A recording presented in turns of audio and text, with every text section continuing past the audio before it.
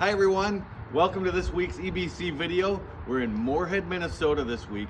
We're actually standing by the new apartment buildings for my son, thinking about the ways in which Jesus prepares a place for us. Sort of like when you're getting a new apartment building and you're preparing a place for yourself. Here's what's happening. It's in John 14, 1 through 14, and Jesus is talking to Philip and Thomas. And he's talking about the fact that Jesus is going to go and prepare a place for us.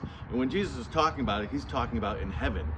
But, you know, it's another one of these stories in John where the disciples aren't quite getting it.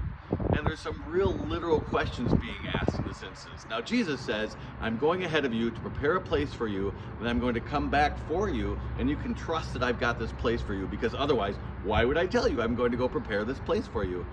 And it's actually Philip and Thomas asking the question back, we don't even know where you're going, Jesus. How can we possibly follow you if we don't know where you're going?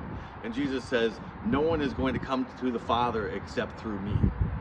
Then there's this other really great realistic question that's asked, like, wait, could you maybe just show us the Father once and then we'd all be satisfied? It's exactly the way it says it in John. If you show us the Father, then we'll be satisfied.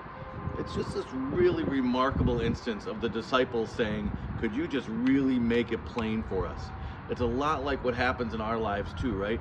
But I actually think this is a really neat aspect of faith. This opportunity to discover God in our everyday lives.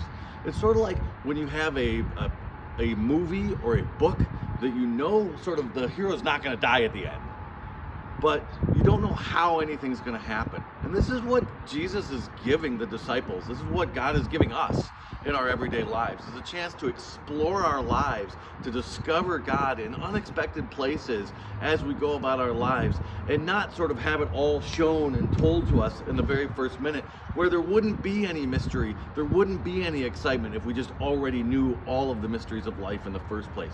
So I really think that that's an opportunity for us to be thinking about the ways in which our faith allows us to discover God out in our everyday lives.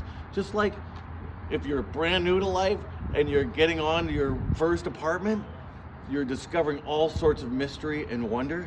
If you've been a long way on your path, there's still mystery and wonder left to be discovered. Those are the things that you get to do with your everyday life. So this week, just think about what it is we get to do in discovering God and seeing Him everywhere.